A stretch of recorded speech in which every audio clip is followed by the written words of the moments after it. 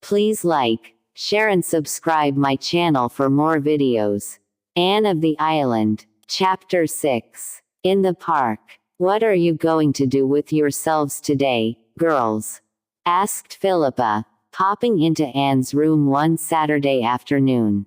We are going for a walk in the park, answered Anne. I ought to stay in and finish my blouse. But I couldn't sew on a day like this. There's something in the air that gets into my blood and makes a sort of glory in my soul. My fingers would twitch and I'd sew a crooked seam. So it's ho for the park and the pines. Does we include anyone but yourself and Priscilla? Yes, it includes Gilbert and Charlie, and we'll be very glad if it will include you, also. But, said Philippa dolefully, if I go I'll have to be Gooseberry. And that will be a new experience for Philippa Gordon. Well, new experiences are broadening. Come along, and you'll be able to sympathize with all poor souls who have to play Gooseberry often. But where are all the victims? Oh, I was tired of them all and simply couldn't be bothered with any of them today. Besides, I've been feeling a little blue, just a pale, elusive azure. It isn't serious enough for anything darker. I wrote Alec and Alonzo last week. I put the letters into envelopes and addressed them, but I didn't seal them up. That evening something funny happened. That is, Alec would think it funny, but Alonzo wouldn't be likely to. I was in a hurry, so I snatched Alec's letter, as I thought, out of the envelope and scribbled down a postscript. Then I mailed both letters. I got Alonzo's reply this morning. Girls, I had put that postscript to his letter and he was furious. Of course he'll get over it, and I don't care if he doesn't, but it spoiled my day. So I thought I'd come to you darlings to get cheered up. After the football season opens I won't have any spare Saturday afternoons. I adore football. I've got the most gorgeous cap and sweater striped in Redmond colors to wear to the games. To be sure, a little way off I'll look like a walking barber's pole. Do you know that Gilbert of yours has been elected captain of the freshman football team? Yes, he told us so last evening, said Priscilla, seeing that outraged Anne would not answer. He and Charlie were down. We knew they were coming. So we painstakingly put out of sight or out of reach all Miss Ada's cushions. That very elaborate one with the raised embroidery I dropped on the floor in the corner behind the chair it was on. I thought it would be safe there. But would you believe it? Charlie Sloane made for that chair, noticed the cushion behind it, solemnly fished it up, and sat on it the whole evening. Such a wreck of a cushion as it was. Poor Miss Ada asked me today, still smiling, but oh, so reproachfully, why I had allowed it to be sat upon. I told her I hadn't, that it was a matter of predestination coupled with inveterate Sloanishness and I wasn't a match for both combined. Miss Ada's cushions are really getting on my nerves, said Anne. She finished 2 new ones last week, stuffed and embroidered within an inch of their lives. There being absolutely no other cushionless place to put them, she stood them up against the wall on the stair landing. They topple over half the time and if we come up or down the stairs in the dark we fall over them. Last Sunday, when Dr. Davis prayed for all those exposed to the perils of the sea, I added in thought and for all those who live in houses where cushions are loved not wisely but too well. There. We're ready, and I see the boys coming through Old Street. Johns. Do you cast in your lot with us, Phil? I'll go, if I can walk with Priscilla and Charlie. That will be a bearable degree of gooseberry. That Gilbert of yours is a darling, Anne, but why does he go around so much with goggle eyes? Anne stiffened. She had no great liking for Charlie Sloane, but he was of Avonlea, so no outsider had any business to laugh at him. Charlie and Gilbert have always been friends, she said coldly. Charlie is a nice boy. He's not to blame for his eyes. Don't tell me that. He is. He must have done something dreadful in a previous existence to be punished with such eyes. Pri and I are going to have such sport with him this afternoon. We'll make fun of him to his face and he'll never know it. Doubtless, the abandoned peas, as Anne called them, did carry out their amiable intentions. But Sloane was blissfully ignorant. He thought he was quite a fine fellow to be walking with two such co-eds, especially Philippa Gordon, the class beauty and belle. It must surely impress Anne. She would see that some people appreciated him at his real value. Gilbert and Anne loitered a little behind the others, enjoying the calm, still beauty of the autumn afternoon under the pines of the park, on the road that climbed and twisted round the harbor shore.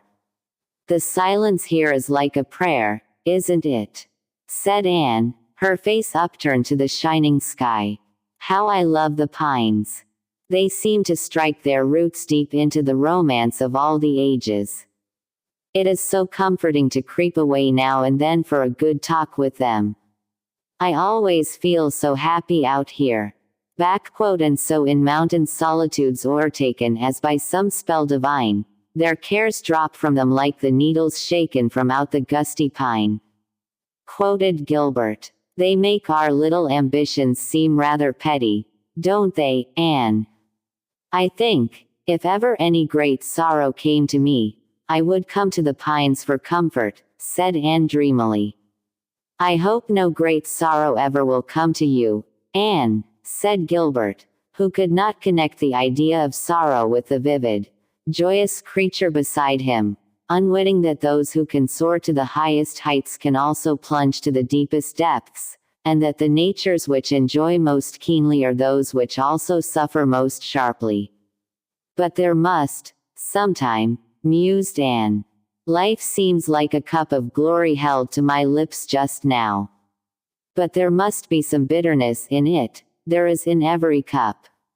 I shall taste mine some day. Well, I hope I shall be strong and brave to meet it. And I hope it won't be through my own fault that it will come.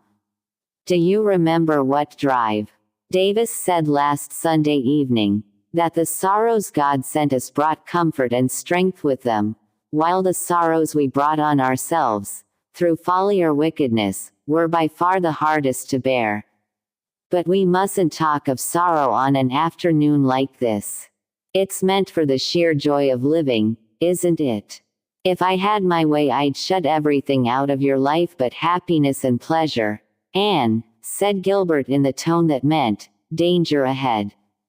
Then you would be very unwise, rejoined Anne hastily. I'm sure no life can be properly developed and rounded out without some trial and sorrow, though I suppose it is only when we are pretty comfortable that we admit it. Come, the others have got to the pavilion and are beckoning to us. They all sat down in the little pavilion to watch an autumn sunset of deep red fire and pallid gold. To their left lay Kingsport, its roofs and spires dim in their shroud of violet smoke. To their right lay the harbor, taking on tints of rose and copper as it stretched out into the sunset. Before them the water shimmered, satin smooth and silver gray, and beyond, clean-shaven William's Island loomed out of the mist, guarding the town like a sturdy bulldog. Its lighthouse beacon flared through the mist like a baleful star, and was answered by another in the far horizon. Did you ever see such a strong-looking place? Asked Philippa. I don't want William's Island especially, but I'm sure I couldn't get it if I did. Look at that sentry on the summit of the fort, right beside the flag. Doesn't he look as if he had stepped out of a romance? Speaking of romance, said Priscilla, we've been looking for heather, but, of course, we couldn't find any. It's too late in the season, I suppose. Heather. exclaimed Anne. Heather doesn't grow in America, does it? There are just 2 patches of it in the whole continent, said Phil, one right here in the park, and one somewhere else in Nova Scotia, I forget where. The famous Highland Regiment, the Black Watch, camped here one year, and, when the men shook out the straw of their beds in the spring, some seeds of heather took root. Oh, how delightful, said enchanted Anne. Let's go home around by Spofford Avenue, suggested Gilbert. We can see all the handsome houses where the wealthy nobles dwell. Spofford Avenue is the finest residential street in Kingsport. Nobody can build on it unless he's a millionaire.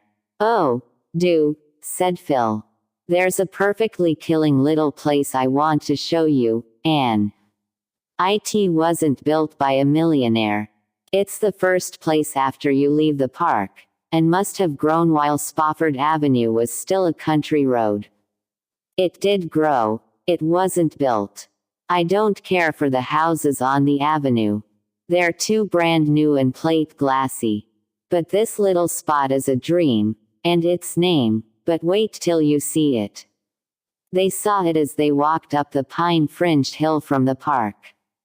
Just on the crest, where Spofford Avenue petered out into a plain road, was a little white frame house with groups of pines on either side of it, stretching their arms protectingly over its low roof.